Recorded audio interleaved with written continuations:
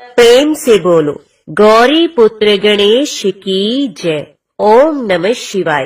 हर हर महादेव। आज की वीडियो में आप श्रवण करेंगे भगवान भोलेनाथ की पौराणिक व्रत कथा। आर्यव्रत में चित्रवर्मा नाम से प्रसिद्ध एक राजा थे। वे दुष्टों को दंड देने के लिए यमराज के समान समझे जाते थे। वे धर्म मर्यादाओं के रक्षक, कुमार्गामी पुरुषों को दंड देकर राह पर लाने वाले, समस्त यज्ञों का अनुष्ठान करने वाले और शरणार्थियों की रक्षा करने में समर्थ थे। भगवान शिव और विष्णु में उनकी बड़ी भक्ति थी। राजा चित्रवर्मा ने अनेक परम पराक्रमी पुत्रों को पाकर अंत में एक सुंदर मुख वाली कन्या प्राप्त की। एक दिन राजा ने जातक के लक्षण जानने वाले श्रेष्ठ ब्राह्मणों को बुलाकर कन्या की जन्म कुंडली के अनुसार भावी फल पूछे। तब उन ब्राह्मणों में से एक बहुज्ञ विद्वान ने कहा, महाराज, ये आपकी कन्या सीमंतिनी नाम से प्रसिद्ध होगी। ये भगवती उमा की भांति मंगलमयी, दमयंती की भांति परम सुंदरी, सरस्वती के समान सब कलाओं को जानने वाली तथा लक्ष्मी की भांति अत्यंत सद्गुणों से सुशोभित होगी। ये 10,000 वर्षों तक अपने स्वामी के साथ आनंद भोगेगी और 8 पुत्रों को जन्म देकर उत्तम सुख का उपभोग करेगी। तत्पश्चात एक दूसरे ब्राह्मण ने कहा, ये कन्या 14वें वर्ष में विधवा हो जाएगी।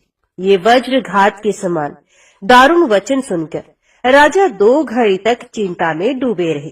तदंतर सब ब्राह्मणों को विदा करके राजा ने सब कुछ भाग्य के अनुसार ही होता है ऐसा समझकर चिंता छोड़ दी। सीमंतिनी धीरे धीरे सयानी हुई। अपनी सखी के मुख से भावी वैधव्य की बात सुनकर उसे बड़ा खेद हुआ। उसने चिंता मगन होकर याज्ञवल्क्य मुनि की पत्नी मैत्रेयी से पूछा, माताजी, मैं आपके चरणों की शरण में आई हूँ। मुझे सौभाग्य बढ़ाने वाले सत्कर्म का उपदेश कीजिए। इस प्रकार शरण में आई हुई राजकन्या से पतिव्रता मैत्रेयी ने कहा, सुंदरी, तू शिव सहित पार्वती जी की शरण में जा और सोमवार को एकाग्रचित हो स्नान और उपवास पूर्वक स्वच्छ वस्त्र धारण करके शिव और पार्वती का पूजन कर। सोमवार के दिन शिव और पार्वती की आराधना करती रह। इसे बड़ी भारी आपत्ति पड़ने पर भी तू उससे मुक्त हो जाएगी। घोर से घोर एवं भयंकर महाक्लेश में पड़कर भी शिव पूजा ना छोड़ना। उसके प्रभाव से महान भय से पार हो जाओगी। इस प्रकार सीमंतिनी को आश्वासन देकर पतिव्रता मैत्रेयी आश्रम को चली गई। राजकुमारी ने उनके कथन अनुसार भगवान शिव का पूजन आरंभ किया। निषद देश में नल की पत्नी दमयंती के गर्भ से इंद्रसेन नामक पुत्र हुआ था। राजा इंद्रसेन के पुत्र चंद्रागत हुए। नृपश्रेष्ठ चित्रवर्मा ने राजकुमार चंद्रागत को बुलाकर गुरुजनों की आज्ञा से उन्हीं के साथ अपनी पुत्री सीमंतिनी का विवाह कर दिया। उस विवाह में बड़ा उत्सव हुआ था। विवाह के पश्चात चंद्रागत कुछ काल तक ससुराल में ही रहे। एक दिन राजकुमार यमुना के पार जाने के लिए कुछ मित्रों के साथ नाव पर सवार हुए। भाग्यवश नाव यमुना के भंवर में मल्लाहों सहित डूब गए। यमुना के दोनों तटों पर बड़ा भारी हाहाकार मच गया। इस दुर्घटना को देखने वाले समस्त सैनिकों के विलाप से सारा आकाश मंडल गूंज उठा। डूबने वालों में से कुछ तो मारे गए और कुछ ग्राहों के पेट में चले गए तथा राजकुमार आदि कुछ लोग उस महाजल में अदृश्य हो गए। ये समाचार सुनकर राजा चित्रवर्मा बड़े व्याकुल हुए और यमुना के किनारे आकर मूर्छित होकर गिर पड़े। सीमंतिनी ने भी जब ये समाचार सुना तब वे अचेत होकर धरती पर गिर पड़ी। राजा इंद्रसेन भी अपने पुत्र के डूबने का समाचार पाकर रानियों सहित बहुत दुखी हुए और शुद्ध बुद्ध खोकर गिर पड़े। तदंतर बड़े बूढ़ों के समझाने पर राजा चित्रवर्मा धीरे धीरे नगर में आए और उन्होंने अपनी पुत्री को धीरज बंधाया। राजा चित्रवर्मा ने जल में डूबे हुए अपने दामाद का औधर्वदेही कृत्य वहां आए हुए उनके बंधु बांधवों से करवाया। पतिव्रता सीमंतनी ने चिता में बैठकर पतिलोक में जाने का विचार किया, किंतु उसके पिता ने स्नेहवश रोक दिया। तब वे विधवा जीवन व्यतीत करने लगी। मुनि पत्नी मैत्रेयी ने जिस शुभ सोमवार व्रत का उपदेश दिया था, उसे सदाचार परायणा सीमंतनी ने विधवा होने पर भी नहीं छोड़ा। इस प्रकार 14वें वर्ष की आयु में अत्यंत दारुण दुख पाकर वे भगवान शिव के चरणार बिंदों का चिंतन करने लगी। शिव की आराधना करते करते उसके 3 वर्ष व्यतीत हो गए। उधर पुत्र शोक से उन्मत्त हुए राजा इंद्रसेन को बलपूर्वक दबाकर उनके भाइयों ने सारा राज्य छीन लिया और उन्हें पत्नी सहित पकड़कर कारागृह में डाल दिया। इंद्रसेन के पुत्र चंद्रागत यमुना के जल में डूबने पर नीचे नीचे गहराई में उतरने लगे। बहुत नीचे जाने पर उन्होंने नाग वधुओं को जल क्रीड़ा में निमग्न देखा। राजकुमार को देखकर वे भी विस्मित हुए और उन्हें पाताल लोक में ले गए। वहां चंद्रागन ने तक्षक नाग के परम अद्भुत रमणीय नगर में प्रवेश किया और इंद्र भवन के समान मनोहर एक सुंदर महल देखा, जो बड़े बड़े रत्नों की प्रकाशमान किरणों से उद्दीप्त हो रहा था। भगवान सूर्य के समान तेजस्वी तक्षक नाग को सभा भवन में विराजमान देख परम बुद्धिमान राजकुमार ने प्रणाम किया और हाथ जोड़कर खड़े हो गए। तक्षक के तेज से उनके नेत्र चौंधिया गए। नागराज ने भी मनोरम राजकुमार को देखकर उन नागिनों से पूछा, ये कौन है और कहां से आया है? तो उन्होंने उत्तर दिया, हमने इसे यमुना जल में देखा है और इसके कुल तथा नाम का परिचय न होने के कारण आपके पास ले आई हैं। तब तक्षक ने राजकुमार से पूछा, तुम किसके पुत्र हो? तुम कौन हो? कौन सा तुम्हारा देश है और यहाँ पर तुम्हारा कैसे आगमन हुआ है? तो राजपुत्र ने कहा, भूमंडल में निषिद्ध नाम से प्रसिद्ध एक देश है, उसके स्वामी राजा नल महायशस्वी हो गए हैं। ये पुण्य श्लोक माने जाते हैं। उनके पुत्र इंद्रसेन हुए और इंद्रसेन का पुत्र मैं हुआ। मेरा नाम चंद्रागत है। मैं अभी नूतन विवाह करके ससुराल में ही टिका था और यमुना जी के जल में विहार करता हुआ देव की प्रेरणा से डूब गया। ये नागपत्नियां मुझे आपके पास ले आई हैं। जन्मांतर के उपार्जित पुण्यों के प्रभाव से यहाँ मैंने आपके चरणारविंदों का दर्शन किया है। आज मैं धन्य हूँ। मेरे माता पिता कृतार्थ हो गए, क्योंकि आपने दया करके मेरी ओर देखा और मुझसे वार्तालाप किया है। इस प्रकार अत्यंत मनोहर उदारतापूर्ण वचन सुनकर तक्षक ने कहा, राजकुमार, तुम भय न करो, धैर्य रखो और बताओ, तुम संपूर्ण देवताओं में किसकी पूजा करते हो? तो राजकुमार ने कहा, जो संपूर्ण देवों में महादेव कहे जाते हैं, उन्हीं विश्वात्मा उमापति भगवान शिव की मैं पूजा करता हूँ, जो विधाता के भी विधाता, कारण के भी कारण और तेजों में सर्वोत्कृष्ट तेज हैं। वे भगवान शिव मेरी परम गति हैं, जो अत्यंत निकट होकर भी पाप से दूषित चित्त वाले पुरुषों के लिए बहुत दूर है तथा जिनके तेज की कोई सीमा नहीं है, जो अग्नि, भूमि, वायु, जल और आकाश में भी स्थित है। वे विश्वात्मा भगवान सदाशिव हम सबके लिए परम पूजनीय है, जो संपूर्ण भूतों के साक्षी, सबकी आत्मा में स्थित रहने वाले परमेश्वर तथा निरंजन है। संपूर्ण संसार जिनकी इच्छा के अधीन है, मैं उन भगवान शिव की पूजा करता हूँ।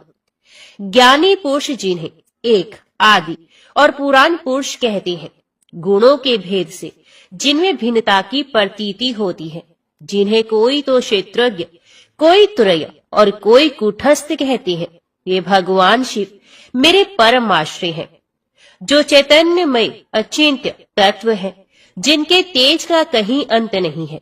श्रुति के नेति नेति वचनों से तदभिन्न समस्त वस्तुओं का बाध करके जिनके स्वरूप का निश्चय किया जाता है तथा आत्मज्ञानी पुरुषों के मन और वाणी की वृत्तियां जिनका स्पर्श भी नहीं कर पाती, वे ही ये भगवान शिव मेरे परम पूज्य हैं, जिनका प्रसाद पाकर साधु पुरुष अत्यंत उज्ज्वल इंद्रपद की भी अभिलाषा नहीं रखते तथा कर्मों की अर्गला और काल चक्र को लांघकर निर्भय होकर विचरते हैं। ये भगवान शिव मेरी गति है, जिनकी स्मृति चांडाल की योनि में जन्म पाने वाले मनुष्यों के भी समस्त पाप रूपी रोगों का नाश करती है तथा जिनका संपूर्ण रूप श्रुतियों के लिए भी ढूंढने योग्य है। उन्हीं भगवान शिव के उद्देश्य से मैं सदैव पूजा करता हूँ। देव नदी गंगा जिनके मस्तक पर स्थान पाकर सुशोभित होती है, भगवती जगदम्बिका जिनके अर्धांग में निवास करती हैं, आहा हाथ तक्षक और वासुकी दोनों नागराज जिनके कानों के कुंडल हैं, ये चंद्रशेखर भगवान शिव मेरे परमाश्रय हैं, जिनके चरण कमल वेदों के शीर्ष स्थानीय उपनिषदों में गौरव वंदित होते हैं। वेदांत की श्रुति भी जिनके चरणार विंदों का गुणगान करती है, जिनका दिव्य स्वरूप सदा योगियों के हृदय में प्रकाशित होता है तथा जिनकी सगुण मूर्ति संपूर्ण तत्वों का प्रकाश करने वाली है। गुणमयी सृष्टि पर विजय पाने वाले वे भगवान शंकर मेरे द्वारा पूजित होते हैं। राजकुमार की ये बात सुनकर तक्षक का चित्त प्रसन्न हो गया। उनके हृदय में महादेव जी के प्रति नूतन भक्ति भाव का उदय हो गया और वे उनसे इस प्रकार बोले, राजेंद्र नंदन, तुम्हारा कल्याण हो। मैं तुम पर बहुत प्रसन्न हूँ, क्योंकि तुम बालक होकर भी सर्वोत्कृष्ट परात्पर शिव तत्व को जानते हो। देखो, ये रत्नमय लोक है, ये मनोहर नेत्रों वाली युवतियां हैं, ये मनोवांछित कामना पूर्ण करने वाले कल्प वृक्ष हैं तथा ये अमृत रूपी जल से भरी हुई बावलियां हैं। यहाँ मृत्यु का दारुण भय नहीं है, बुढ़ापा और रोग से यहाँ किसी को पीड़ा नहीं होती।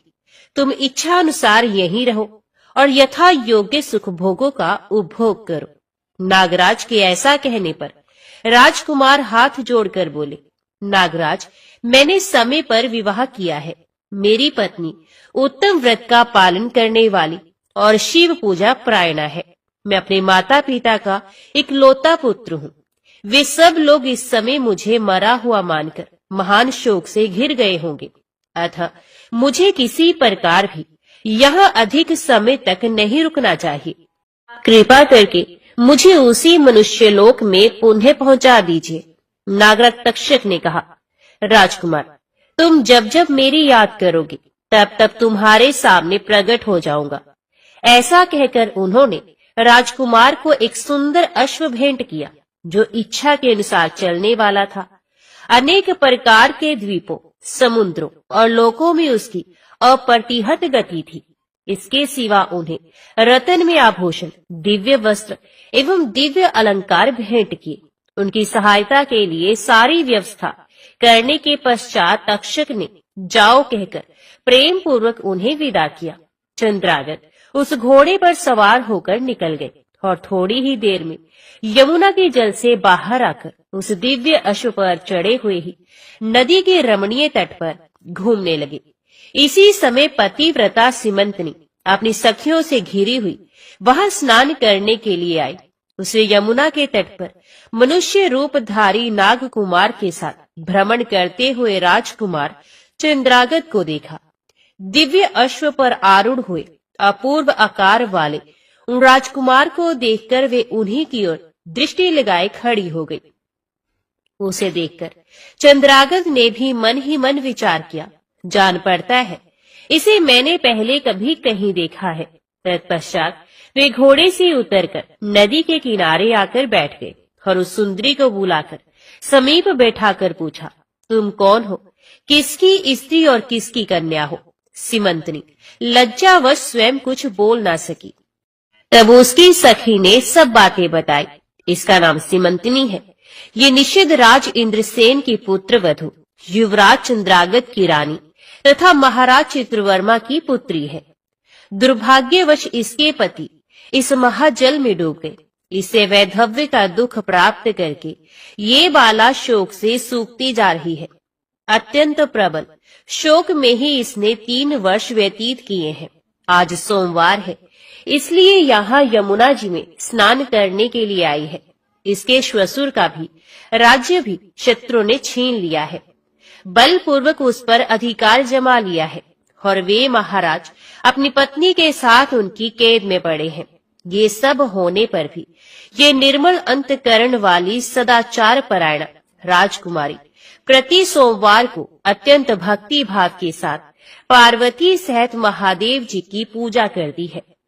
उत्तम व्रत का पालन करने वाली सीमंतनी ने अपनी सखी के मुख से सब बातें कहलवाकर स्वयं भी राजकुमार से पूछा, आप कौन हैं?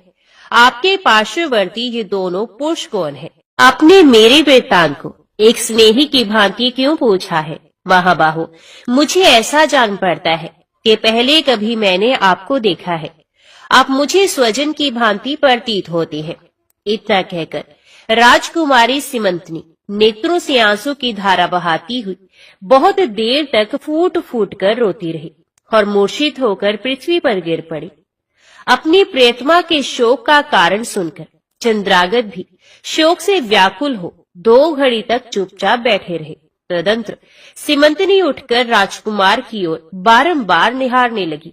उसने पहले देखे हुए अंग चिन्हों, स्वर आदि लक्षणों, अवस्था के प्रमाण तथा रूप रंग आदि की परीक्षा करके ये निश्चय किया कि ये अवश्य ही यही मेरे पति हैं, क्योंकि मेरा हृदय प्रेम से अधीर होकर इन्हीं में अनुरक्त हुआ है। परंतु क्या मुझ अभागिनी को अपने मरे हुए पति का दर्शन हो सकता है? ये स्वप्न है या भ्रम?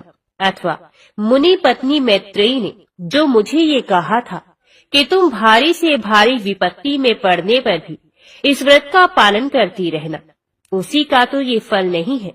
एक श्रेष्ठ ब्राह्मण ने मेरा 10,000 वर्षों का सौभाग्य बताया था। उन ब्राह्मण देवता का ये वचन अवश्य सत्य होगा, ये ईश्वर के बिना कौन जान सकता है। इधर प्रतिदिन मुझे मंगल सूचक शुभ शगुन दिखाई देते हैं।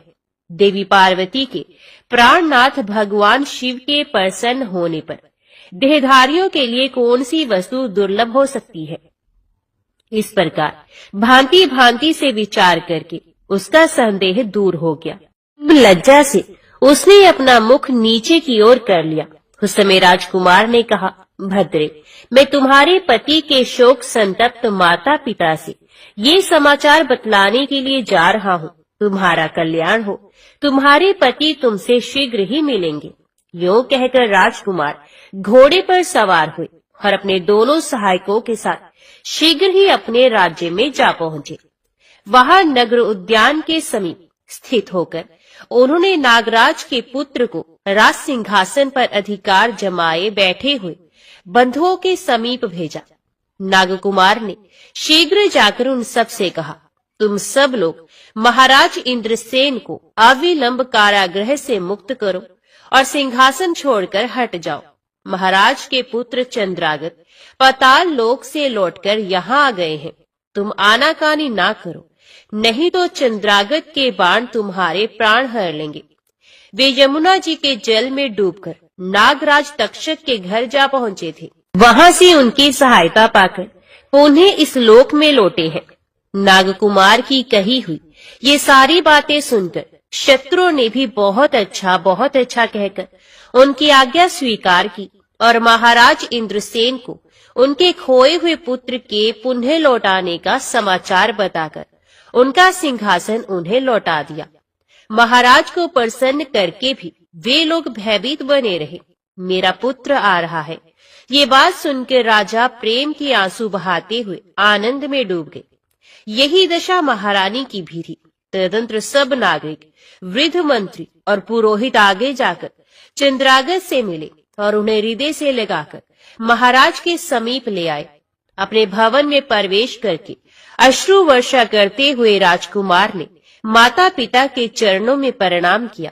चरणों में पड़े हुए पुत्र को उठाकर राजा ने अश्रु सिक्त हृदय से लगा लिया।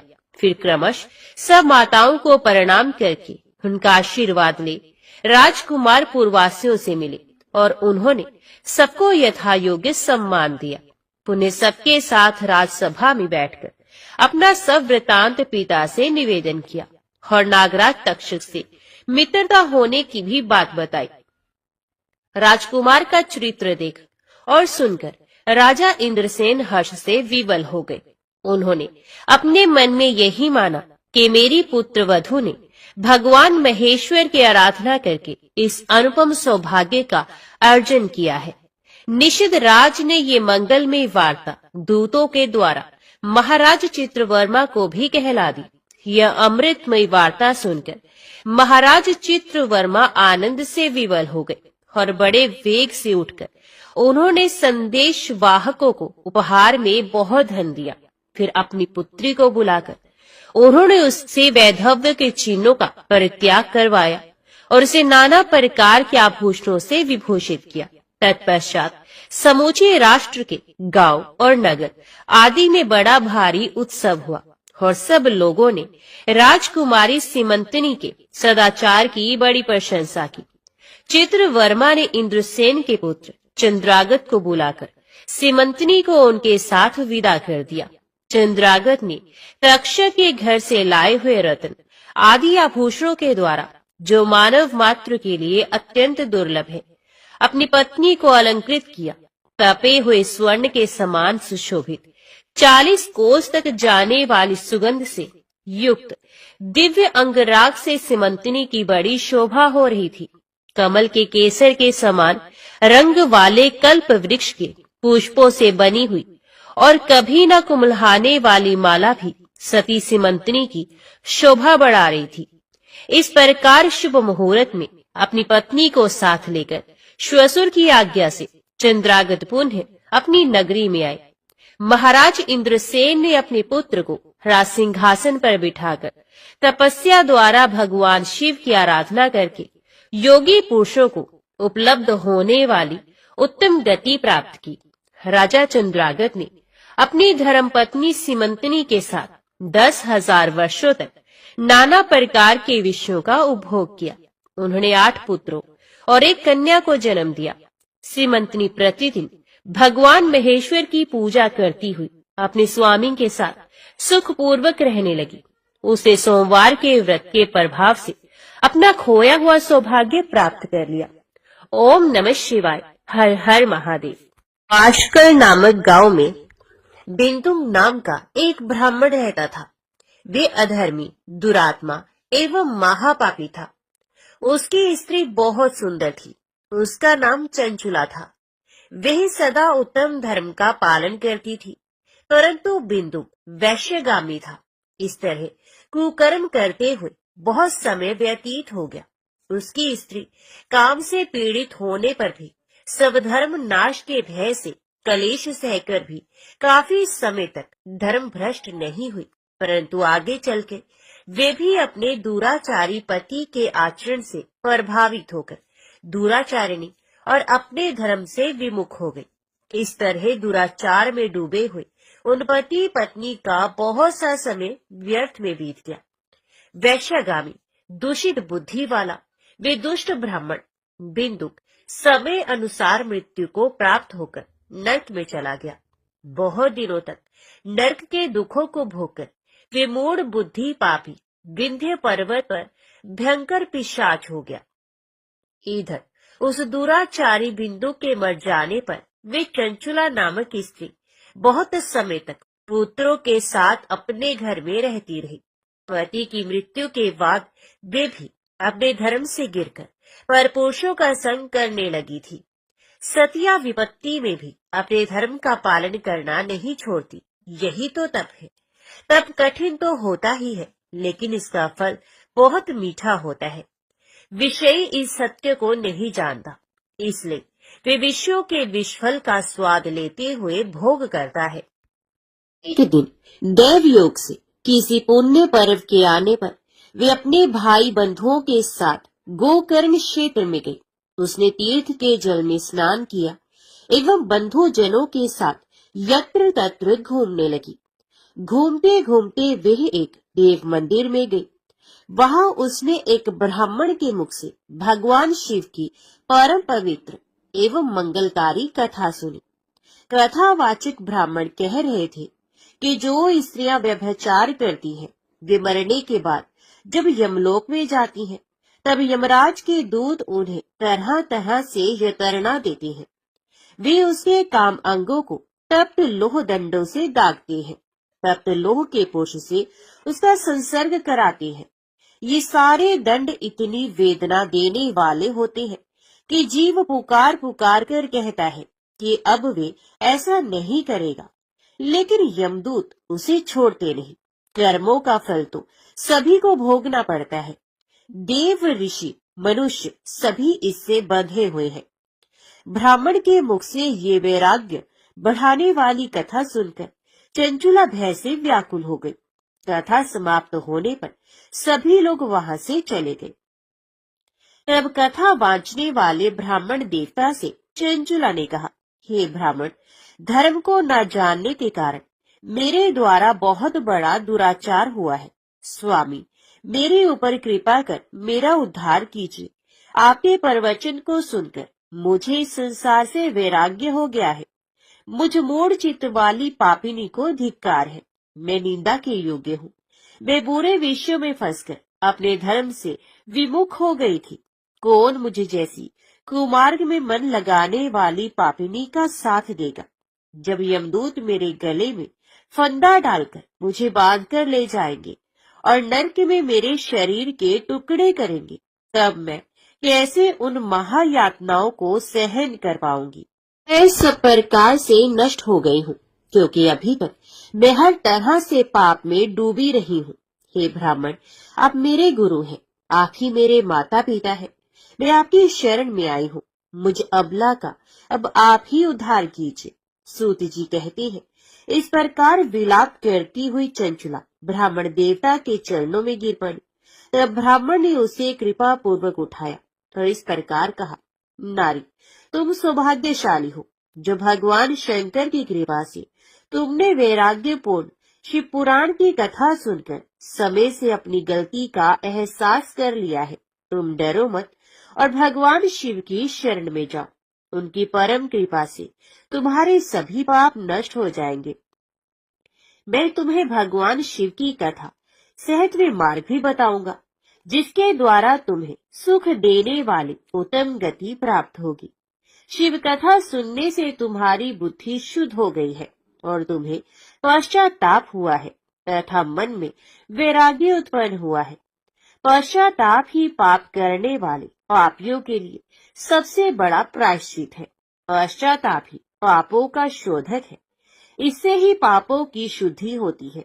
सत्पुरुषों के अनुसार पापों की शुद्धि के लिए प्रायश्चित पश्चाताप से ही संपन्न होता है। जो मनुष्य अपने कुकर्म के लिए पश्चाताप नहीं करता, वे उत्तम गति प्राप्त नहीं करता, परंतु जिसे अपने कुकृत्य पर हार्दिक पश्चाताप होता है, वे अवश्य उत्तम गति का भागीदार होता है। इसमें कोई शक नहीं। शिव पुराण की कथा सुनने से चित्त की शुद्धि एवं मन निर्मल हो जाता है। शुद्ध चित्त में ही भगवान शिव व माता पार्वती का वास होता है। विशुद्ध आत्मा पोष सदा शिव के पद को प्राप्त होता है। इस कथा का श्रवण सभी मनुष्यों के लिए कल्याणकारी है, अतः इसकी आराधना व सेवा करनी चाहिए। ये कथा भवबंधन रूपी रोग का नाश करने वाली है। भगवान शिव की कथा सुनकर हृदय में उसका मनन करना चाहिए। इससे चित्त की शुद्धि होती है। चित्त शुद्धि होने से ज्ञान और वैराग्य के साथ महेश्वर की भक्ति निश्चय ही प्रकट होती है तथा उनके अनुग्रह से दिव्य मुक्ति प्राप्त होती है। जो मनुष्य माया के प्रति आसक्त है, वह इस संसार बंधन से मुक्त नहीं हो पाता। ब्राह्मण पत्नी, तुम अन्य विषयों से अपने मन को हटाकर भगवान शंकर की इस परम पावन कथा को सुनो। इससे तुम्हारे चित्त की शुद्धि होगी और तुम्हें मोक्ष की प्राप्ति भी होगी। जो मनुष्य निर्मल हृदय से भगवान शिव के चरणों का चिंतन करता है, उसकी एक ही जन्म में मुक्ति हो जाती है। ये कहकर वे ब्राह्मण चुप हो गए। उनका हृदय करुणा से भर गया। वे ध्यान में मगन हो गए। ब्राह्मण का उक्त उपदेश सुनकर चंचुला के नेत्रों में आनंद के आंसू छलक आए। वे हर्ष भरे हृदय से ब्राह्मण देवता के चरणों में गिर गई और हाथ जोड़कर बोली, मैं कृतार्थ हो गई। हे ब्राह्मण, शिव भक्तों में श्रेष्ठ स्वामी आप धन्य है। आप परमार्थदर्शी हैं और सदा परोपकार में ही लगे रहते हैं। साधु, मैं नर्क के समुद्र में गिर रही हूँ, कृपा करके मेरा उद्धार कीजिए। जिस पौराणिक व अमृत के समान सुंदर शिव पुराण कथा की बात आपने की है, उसे सुनकर ही मेरे मन में वैराग्य उत्पन्न हुआ है। उस अमृतमय शिव पुराण कथा को सुनने के लिए मेरे मन में बड़ी श्रद्धा हो रही है। कृपया आप मुझे उसे सुनाइए। शिव पुराण की कथा सुनने की इच्छा मन में लिए हुए चंचुला उन ब्राह्मण देवता की सेवा में वहीं रहने लगी। उस गोकर्ण नामक महाक्षेत्र में उन ब्राह्मण देवता के मुख से चंचुला शिव पुराण की भक्ति, ज्ञान और वैराग्य को बढ़ाने वाली और मुक्ति देने वाली परम उत्तम कथा सुनकर कृतार्थ हो गई। उसका चित्त शुद्ध हो गया। वे अपने हृदय में शिव के सगुण रूप का चिंतन करने लगी। वे सदैव शिव के सच्चिदानंद स्वरूप का स्मरण करती थी। तत्पश्चात अपना समय पूर्ण होने पर चंचुला ने बिना किसी कष्ट के अपना शरीर त्याग दिया। उसे लेने के लिए एक दिव्य विमान वहां पहुंचा। ये विमान शोभा साधनों से सजा था एवं शिव गणों से सुशोभित था। चंचुला विमान से शिवपुरी पहुंची। उसके सारे पाप धुल गए। वे दिव्यांगना हो गई। वे गौरांगी देवी मस्तक पर अर्धचंद्र का मुकुट व अन्य दिव्य आभूषण पहने शिवपुरी में पहुंची। वहां उसने सनातन देवता त्रिनेत्रधारी महादेव शिव को देखा। सभी देवता उनकी सेवा में भक्ति भाव से उपस्थित थे। उनकी अंग कांति करोड़ों सूर्यों के समान प्रकाशित हो रही थी।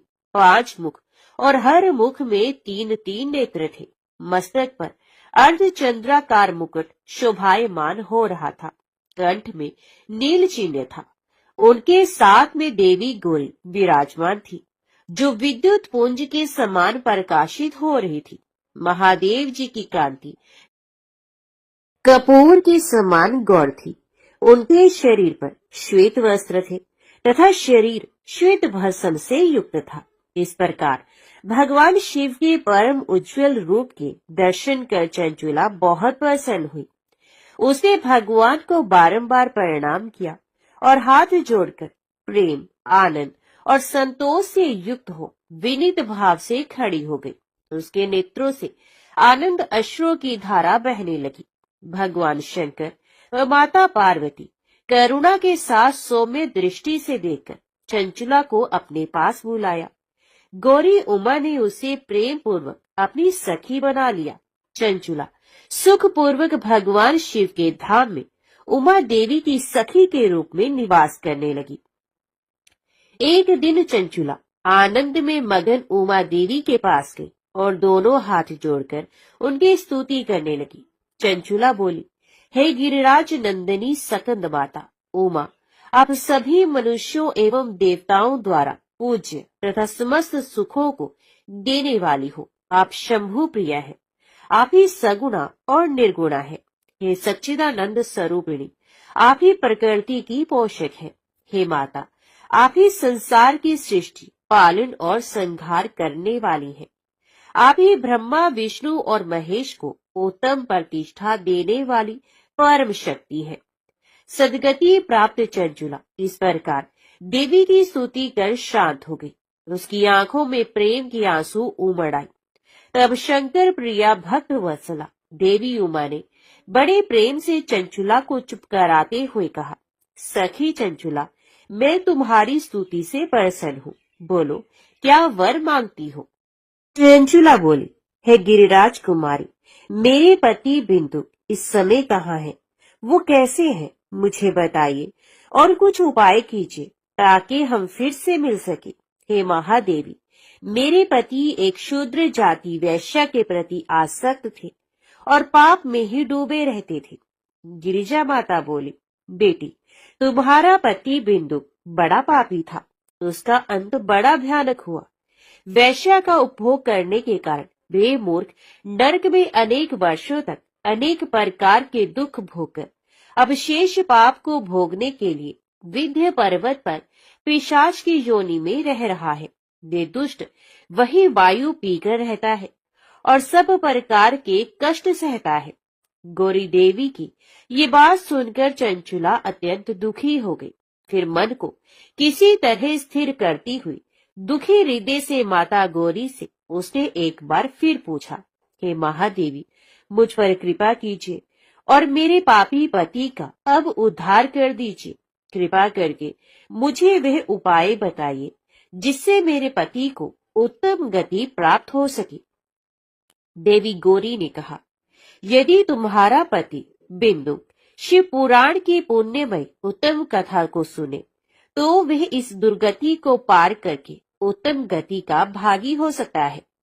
अमृत के समान मधुर गौरी देवी का ये वचन सुनकर चंचुला ने दोनों हाथ जोड़कर मस्तक झुकाकर उन्हें बारंबार प्रणाम किया तथा प्रार्थना की कि मेरे पति को शिव पुराण सुनाने की व्यवस्था की जाए।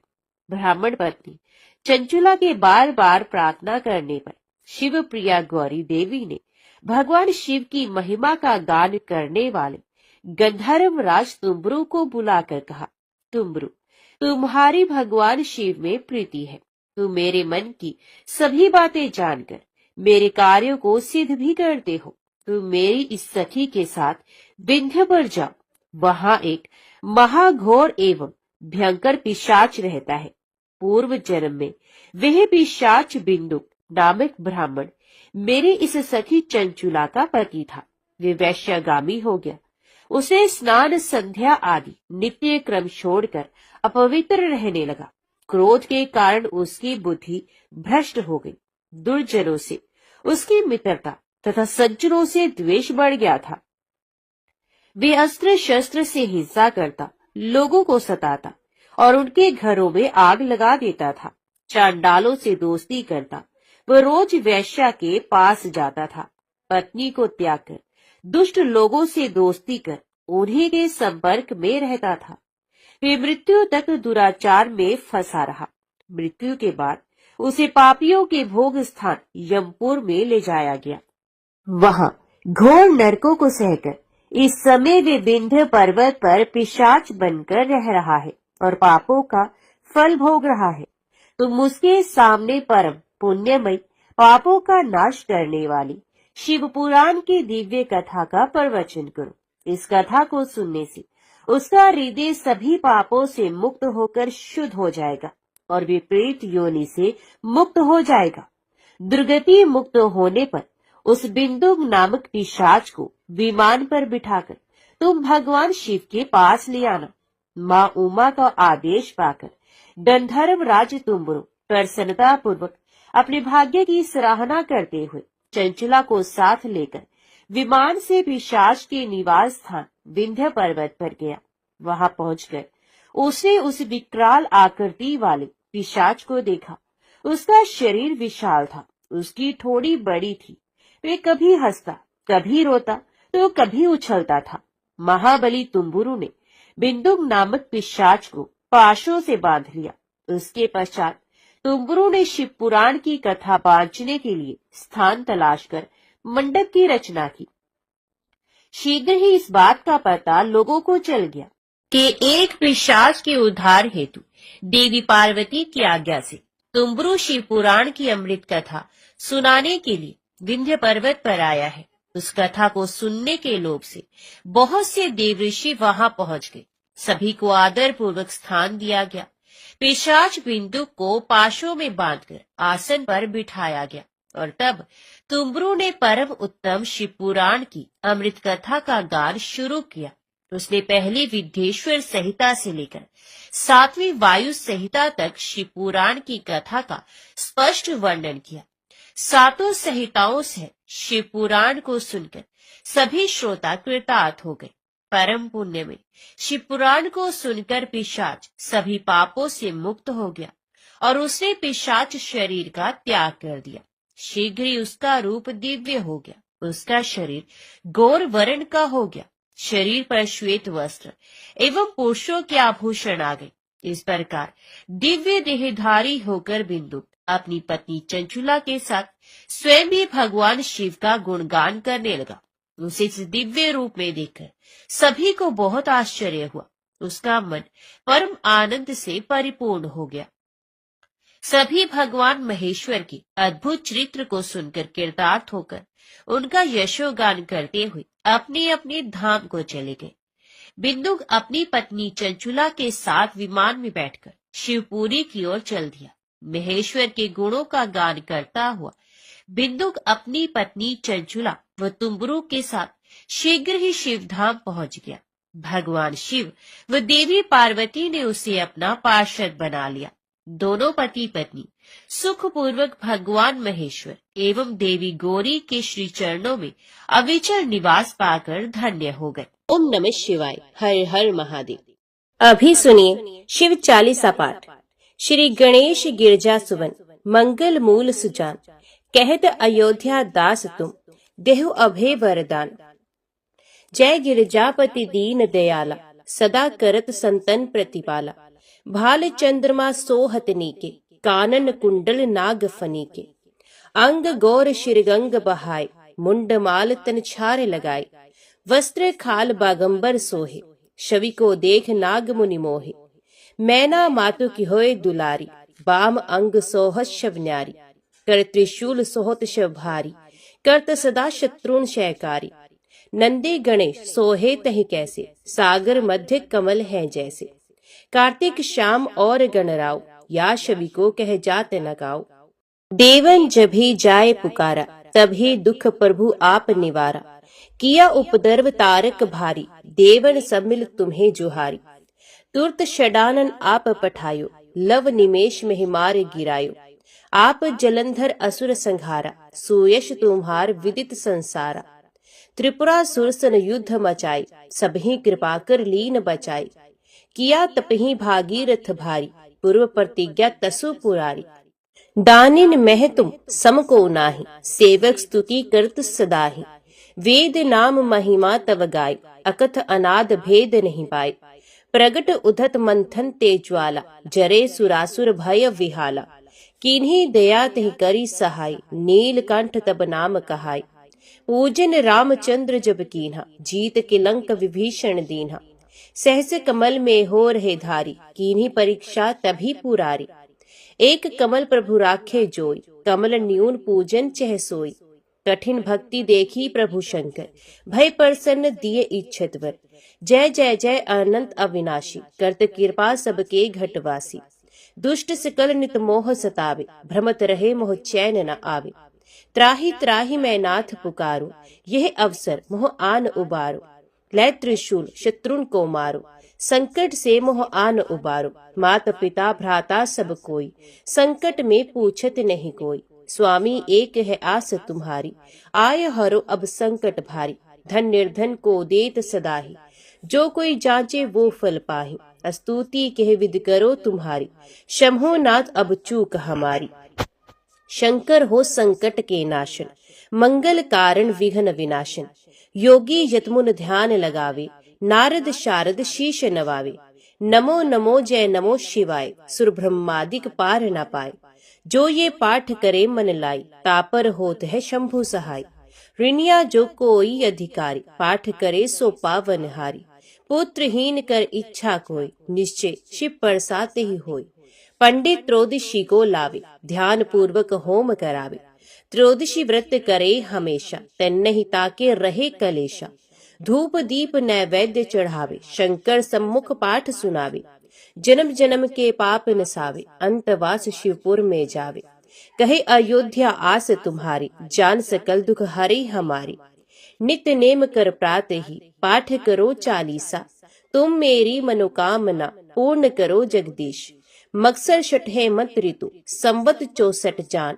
स्तुति चालीसा शिव है, पूर्ण कीन कल्याण।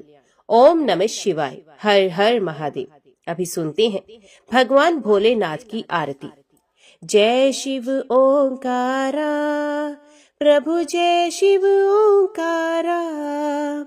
ब्रह्मा विष्णु सदा शिव, अर्धांगी धारा। ओम जय शिव ओंकारा। एकानन चतुरानन पंचानन राजे, हंसासन गरुड़ासन वृषवाहन साजे। ओम जय शिव ओंकारा। दो भुज चार चतुर्भुज 10 भुज अति सोहे, त्रिगुण रूप निरखता त्रिभुवन जन मोहे। ओम जय शिव ओंकारा। अक्षमाला बनमाला रुंडमाला धारी, चंदन मृग मद सोहे भाले शशिधारी। ओम जय शिव ओंकारा। श्वेतांबर पीतांबर बाघांबर हंगे, सनकादिक गरुणादिक भूतादिक संगे। ओम जय शिव ओंकारा। कर के मध्य कमंडलू चक्र त्रिशूल धरता, जग करता जग भरता जग संहार करता। ओम जय शिव ओंकारा। ब्रह्मा विष्णु सदाशिव जानत अविवेका, प्रणवाक्षर मध्य ये तीनों एका। ओम जय शिव ओंकारा। काशी में विश्वनाथ विराजत नंदी ब्रह्मचारी, नित उठ भोग लगावत महिमा अति भारी। ओम जय शिव ओंकारा। त्रिगुण शिव जी की आरती जो कोई नर गावे, कहत शिवानंद स्वामी मनवांचित फल पावे। ओम जय शिव ओंकारा। ओम जय शिव ओंकारा। स्वामी हरि शिव ओंकारा। ब्रह्मा विष्णु सदाशिव अर्धांगी धारा। ओम जय शिव ओंकारा। ओम नमः शिवाय। हर हर महादेव। आज की वीडियो में इतना ही। उम्मीद करती हूँ वीडियो आपको पसंद आई होगी। वीडियो पसंद आई हो तो वीडियो को लाइक और चैनल को सब्सक्राइब जरूर कीजिएगा। ओम नमः शिवाय लिखकर कमेंट बॉक्स में अपनी हाजिरी और अपने सुझाव देना ना भूलेगा। तो मिलते हैं अगली कथा अगली वीडियो के साथ। तब तक के लिए देखते व सुनते रहिए। जय मां कंजर, जय माता दी।